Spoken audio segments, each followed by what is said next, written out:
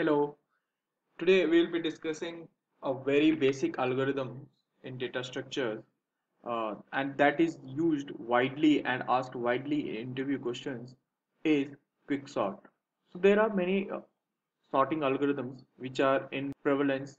I'll list them down, that is selection sort, bubble sort, insertion sort. So these are the sorting algorithms which have worst case complexity of O of n square. So whenever you use these three algorithms to sort your input array or input space, then you have to have O of n square complexity in worst case. There are two other algorithms, or for that matter, three other algorithms which have better complexity as compared to these three. So those are quicksort, merge sort, and heap sort. So they have their own problems, but they are usually O of n log of n complexity. So I'll talk about quicksort in details, and I would like to make a warning that quicksort worst case algorithm is not O of n log n, but it is O of n square when the whole input space is already sorted in decreasing or increasing order. Merge sort has its own unique problem of using additional space while sorting. So this has additional space requirement of O of n. And heap sort is the best one in these cases where we have n of log of n complexity in true sense, in worst case complexity. There are other class of sorting algorithms like radix sort and count sort. These sorts claim to be of O of n, but these are not in practical use. These are like used in very complex algorithms and where the input space has a unique property like all the elements are integers that can't be applied on strings or even characters we can apply but not on. So these are the basics of sorting algorithms and their complexity, and I have brushed upon what is the problem of each of them. So we'll take one algorithm, that is quicksort algorithm, into this video and see how it is implemented and what are the caveats in implementing quicksort. So what is quicksort? Quicksort is an algorithm which works on divide and conquer philosophy, where we divide the input space into two and solve subproblems, and those subproblems when solved will result into the solved higher problem or the bigger problem. So this is the philosophy of divide and conquer, and quicksort uses it. So how do we divide our input space? What we do is we decide a pivot. This is the prime concept in quicksort. We decide a pivot and we divide our array or the input space on the left hand side of the pivot. So if this is my input space, let's say, then I decide a pivot space position, let's say this is called my P. Then I divide my input space into this two sub problems, and I'll again solve this sub problem and this sub problem using another pivot in this sub problem, let's say this, and then I again divide this into two parts, then I solve this problem and solve this problem. So this is how pivot concept is used. So pivot concept, also pivot selection, is in itself is a research issue, where how do we select the pivot wisely so that the worst case complexity of quicksort can be reduced from O of n square, even in the case of when all the elements in the input space are already sorted. So there are various methods where we select the median as input, sorry, pivot, or we randomly select pivot, but those are advanced things. We'll not go through them. We'll live with one basic assumption that always will select pivot as the as first element of input space. So this is the assumption we are taking. This can lead us to give worst case algorithm, worst case complexity of this algorithm is O of n square instead of O of n log n. But usually input space is not really sorted all the time, and it works on average case, it works fine. So let's see how pivot selection is done and how the pivot position is identified and how the input space is divided. I'll take one example and we'll go through that. Let's work out how quicksort algorithm functions. So I'll take one input array. So this is our input space or input array, and we have to work out the algorithm for this. So what we need to do is we have to divide this array into two sub problems, and we have to figure out the correct position of pivot before we split this array into two sub problems. So initially we'll assume that pivot is equals to a of start, that is pivot, that is our pivot, and we have this is and this is start.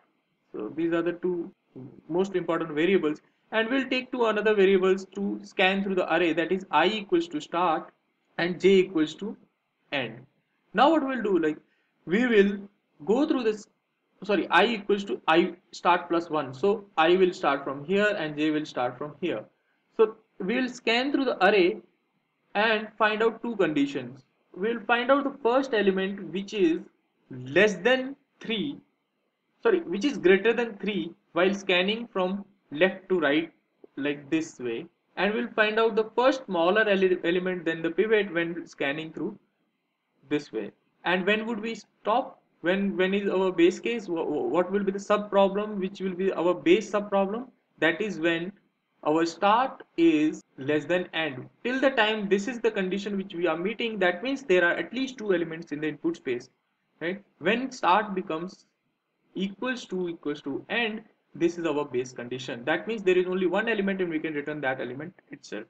So we'll start with while start or start is less than end. That means there are at least two elements. Now what we'll do, like we have to scan through left to right and find out the first greatest element onto this array from the pivot. So what we'll do, like we'll do while I is less than equals to end. For end we have like not taken end plus 1, it is not size of the array but the index of the last element, so it will be less than or equals to. So keep in mind why what you pass to the function. If you're passing the size of the array, then it should be less than end. And a of I is less than a of pivot till the time, sorry, a of pivot, not a of, oh sorry, it should be pivot only because our pivot is a of star. So if this is the condition, if it is less than, so we'll do I plus plus. We'll scan the array till the time we get the first element which is greater than that particular element or the pivot. Then we'll start from end, we'll find the first element which is less than the pivot. So j is greater than equals to 0 and a of j is greater than pivot. If this is the condition, we'll stop. Now what we'll do, oh sorry, we'll do j minus minus. If it is greater than, then we'll j minus minus, because we have to find the first element which is smaller than the pivot. Now what we'll do, like in this case our I will stop here because this is the first greatest element, but our j at this point, a of j is greater than a of, sorry, is greater than pivot, so we'll do j minus minus, so j will become 1. Now this condition is not fulfilled, so j will stop here. If I is less than j, that means still they have not crossed each other, we will just swap a of I and a of j. What the next state of the array will be, I'll use another space. Before that, I want to draw this array into this after the first execution of this algorithm. That will be, we are swapping 3 will be here, we are swapping 1, 7, 9, 6, 2 and 4 and 5. This will be the input array after first iteration of this while loop, and we'll close this while loop. Now what is happening, we have gone to this particular one, so this should not be start and it should be I less than j, because every time we are updating I and j, so this value should also be on I and j. Now I is less than j, yes, we'll again go into this. Now our pivot is right and our I has incremented to this. Now this is 1, so we'll do I plus plus, right, and we'll hit here. So again we are greater than, this is the first greater element than pivot, so I will stop here. but now j was here, which is 4 now.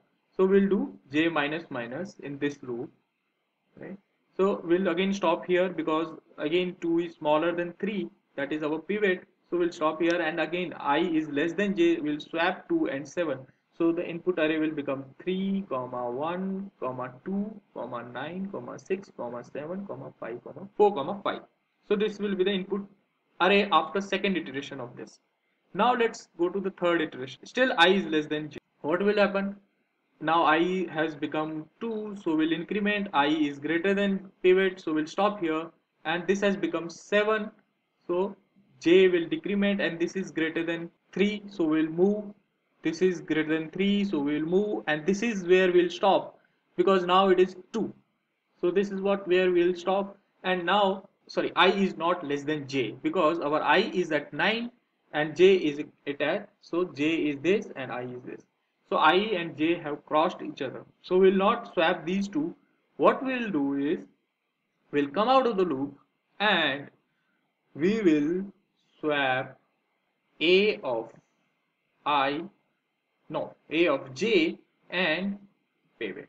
Once we swap this step, what we'll do, our array will become as 2 comma 1 comma 3 comma 9 comma 6 comma 7 comma 4 comma 5, and this is our pivot now. Earlier this was what we saw. Now if you see, there is a unique property between the left hand side and the right hand side of the pivot. All the elements on the left hand side of the pivot are smaller than the pivot, and all the elements which are on the right hand side of the pivot are greater than the pivot. So pivot is at the correct position into the final sorted array. Now what we have to do, we have to sort these two sub arrays. Again we'll call the same function and we'll just sort these two elements and these five elements and combine them together. At every iteration of quicksort, our pivot will get its own position, and the rest of the left and right side of the pivot array will be sorted. So let's see the complete code. So what we'll write, there are three portion of this function. One is the util function which calls the quicksort, that can be a main function. So we'll write void quicksort. It will take three parameters: the input array int of a, start of the array, that is where to where, because when we are splitting we have the same base array but we are changing the start and the end of the array. These are the three parameters which we pass. The first thing what we do is we select the pivot position. So int p will give us the final position of pivot. So in this particular iteration, so we'll call it this function as partition, and we'll pass that array start and end. This will return us the pivot position.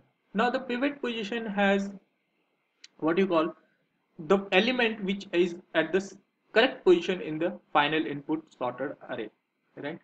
Output sorted array actually, right? Now after we have received p, what we need to do is we'll call this function if. Now before going into this whole function, we'll just check if start is less than end. That means there are at least two elements into the array. Quicksort a start p minus 1. If you see, we were using in the recursion less than or equals to end, so that mandates us to send p minus 1 and not p. And we have to quicksort a p plus 1 because p is already sorted and end. So we'll write partition function here. It will return int partition int a of array actually, int start and int end. Now what we'll do, like our int pivot equals to a of start, I equals to, sorry, int of I equals to start plus 1. The same which I explained in the algorithm, we have to code it. Int of j equals to end. Now do what we were doing earlier. We'll do while I is less than j, the outer loop. Now while I is less than equals to end and a of I is less than pivot I plus plus. Similar statement for j. J is greater than equals to 0 and a of j is greater than pivot. Just do j minus minus. And if I is less than j, swap a of I, a of j. And once we fall out of the loop, this while loop, just swap a of j and pivot, and what we have to return is return j, because this is the position of the pivot, the final position of the pivot. So our partition p will contain the last position where the j was hit, and we swap the pivot with the jth element, so this will return j.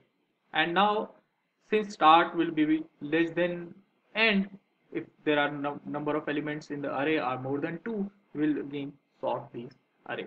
And the main function int main will call quicksort from 0, sorry, a 0 and size of a minus 1. That is, the end will be the actual index of the last element and not the size of the array. So this is how the code works, and this is the simple coding quicksort algorithms. The caveat of quicksort algorithm, as I am saying from the start, is that the worst case complexity of the quicksort is not O of n log n, because if pivot is not selected correctly, it might lead you to worst case complexity of O of n square. And that is the condition when the input space is already sorted, whether it doesn't matter whether it is in decreasing or increasing order, because every time you will be getting the same position as the pivot where we started, and your input space will be divided into two sub problems, one of size 1 and the other of the size n minus 1. So again you will be left with a problem which is of size n minus 1 rather than n by 2. So the complexity will not be n log n, and it will be O of n square.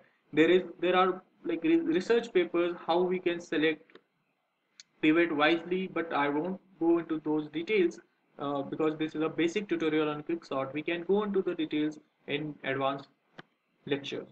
Thank you very much for watching. Stay tuned.